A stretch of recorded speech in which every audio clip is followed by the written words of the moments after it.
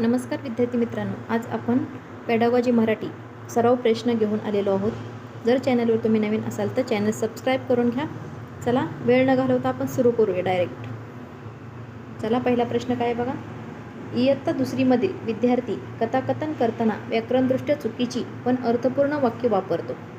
शिक्षकाने काय करावे? बघा, पहिला पर्याय काय, वाक्य थांबून नियम सांगावेत का? अजिबात नाही. चुका दुर्लक्षित करावे का? अजिबात नाही. निगेटिव्ह वर्ड आहेत. योग्य वाक्य नैसर्गिकरित्या पुनरुच्चारण करावी. काय करावे? योग्य वाक्य आहे ते नैसर्गिकरित्या काय करायचं? पुनरुच्चारण. लेखी सराव घ्यायचा का? नाही. ऑप्शन क्रमांक सी हे या प्रश्नाचं काय आहे? उत्तर आहे. कारण निगेटिव्ह शब्दावरून तुम्ही डायरेक्ट उत्तराकडे पोहोचू शकता.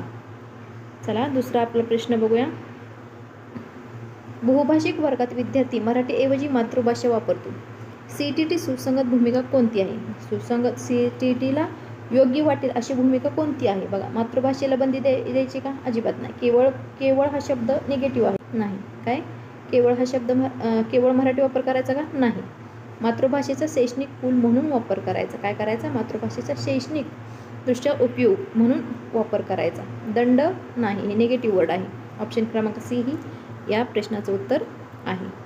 चला, तिसरा प्रश्न आपण बघूया.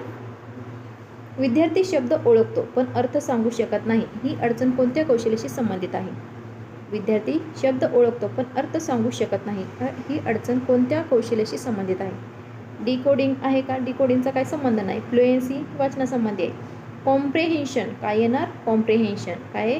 अर्थ सांगू शकत नाही म्हणजे काय? विद्यार्थी शब्द ओळखतोय, ते काय झालं? कॉम्प्रेहेन्शनमध्ये. कोणत्या कौशल्याशी अडचण आहे? तर कॉम्प्रेहेन्शनशी अडचण आहे. स्पेलिंगचा काय संबंध नाही. चला, आपला चौथा प्रश्न बघूया. शिक्षक प्रथम संवाद नंतर वाचन लेखन करतो. ही पद्धत कोणत्या तत्वावर आधारित आहे? ही पद्धत कोणत्या तत्वावर आधारित? कौशल्यक्रम विकास. तुम्हाला कौशल्यक्रम माहितीच आहे. Listening, speaking, reading and writing हा कौशल्यक्रम तुम्ही लक्षात ठेवायचा. ह्याच्यावर डायरेक्ट तुम्हाला क्रमसुद्धा विचारला जाऊ शकतो. चला, पाचवा प्रश्न बघूया आपण. विद्यार्थ्यांना स्वतःची गोष्ट लिहायला सांगितल्यावर लेखनात चुका वाढतात. योग्य पेडॉलॉजिकल निर्णय कोणता? सांगा. लेखन बंद करायचं का? नाही. गुण कापायचे का? नाही. त्या काय करायचं? अभिव्यक्तीला प्राधान्य देणे नंतर दुरुस्त करायचे. काय करायचं? त्याला प्राधान्य द्यायचं. गोष्टीलेस लेखनात चुका वाढतात तर काय करायचं? त्याला प्राधान्य द्यायचं. नंतर त्याची दुरुस्ती हळूहळू करून घ्यायची. फक्त व्याकरण सराव घ्यायचा का? नाही.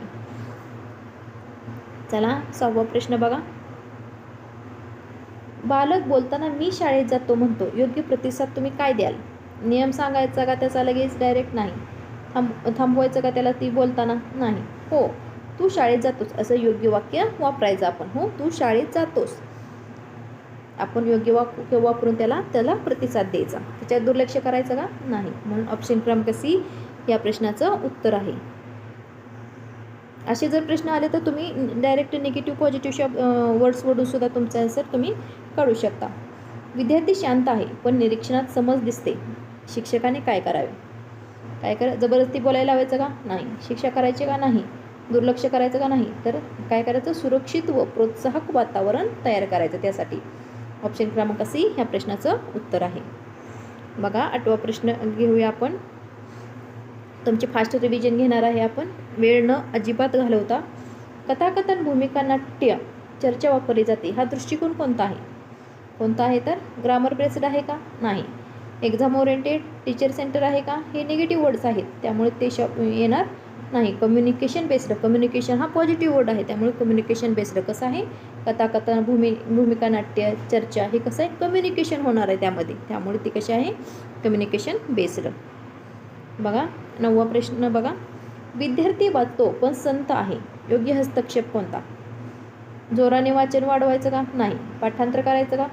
नाही. व्याकरण सांगायचं का? नाही. काय करायचं? मूक वाचन आणि अर्थकेंद्रित प्रश्न त्याला सांगायला किंवा हे करायचं. काय करायचं? मूक वाचन घ्यायचं. विद्यार्थी असतो पण संत आहे पण त्याला मूक वाचन त्याच्याकडून घ्यायचं किंवा अर्थकेंद्रित प्रश्न असे त्याला द्यायचे.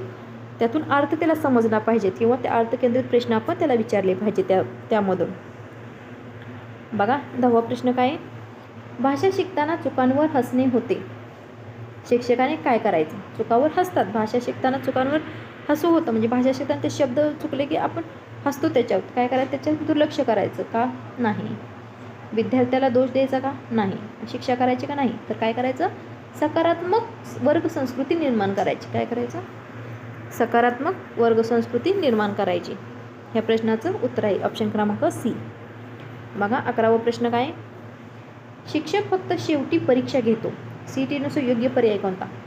शेवटी परीक्षा घेतो म्हणजे तुम्ही काय म्हणणार, वार्षिक मूल्यमापन येतं का, पण त्यांनी काय विचारले, CTET-नुसार विचारले, त्यामुळे CET-नुसार योग्य पर्याय कुठला असणार आहे, सतत व सर्वांगीण मूल्यमापन. वार्षिक मूल्यमापन येणार का, गुणकेंद्रित नाही, तोंडी परीक्षा पण नाही. CTET-नुसार विचारले त्यामुळे काय येणार, सतत व सर्वांगीण मूल्यमापन येणार आहे. 12वा प्रश्न बघा, विद्यार्थ्याचा अर्थसमज चांगला आहे पण उच्चार चुकीचा, प्राधान्य कशाला द्यावं. कशाला द्यायचं, अर्थसमज चांगला आहे पण चुकीचा उच्चार करतोय, प्राधान्य कशाला द्यायचं, अचूकता याला का नाही, नियम सांगायचं का, शिक्षा द्यायची का नाही, अजिबात नाही. तर काय करा, अर्थपूर्ण संवादाला त्यांनी प्राधान्य दिलं पाहिजे. 13वा प्रश्न बघा, वर्गात वेगवेगळ्या भाषिक पार्श्वभूमीची मुले आहेत, शिक्षकाची भूमिका कशी पाहिजे. एकभाषी शिक्षण ठेवायचं का नाही, कडक नियम करायचे का नाही, दुर्लक्ष करायचं का नाही. तर काय करायचं, समावेशक दृष्टिकोन पाहिजे तुमचा, इन्क्लुझिव्ह दृष्टिकोन पाहिजे. वर्गात वेगवेगळ्या भाषिक पार्श्वभूमीची मुले आहेत तर तुमचा समावेश सगळ्यांना समान धरून त्यांच्या पद्धतीने त्यांना तुम्ही शिकवलं पाहिजे. 14वा प्रश्न बघा, शिक्षक उदाहरणातून व्याकरण शिकवतो, हा कोणता दृष्टिकोन आहे. रूल बेस्ड आहे का, अजिबात नाही. आपण रूल सांगून लगेच उदाहरणाकडे जातो, ती डेट मेथडमध्ये झालं. काय आहे, युजेस बेस्ड, काय करतो, उदाहरणं आधी देतोय त्यातून व्याकरण शिकवतोय, म्हणजे काय होतंय, युजेस बेस्ड आहे. ट्रान्सलेशन नाही, ड्रिल म्हणजे घोकंपट्टी तर नाही. चला 15वा प्रश्न काय, विद्यार्थ्यांना चित्र पाहून गोष्ट सांगायला सांगितले, मुख्य उद्देश कोणता आहे सांगा. पाठांतर आहे का नाही, नियम आहे का नाही, परीक्षा आहे का नाही. तर काय आहे, शब्दसंग्रह प्लस अभिव्यक्ती आहे. चला 16वा प्रश्न बघा, विद्यार्थी बोलतो पण लेखन टाळतो, योग्य उपाय काय करायचा. लेखन सक्ती करायची का, बोलतोय लेखन टाळतोय म्हणजे लेखन सक्ती येईल का, तर नाहीच आहे.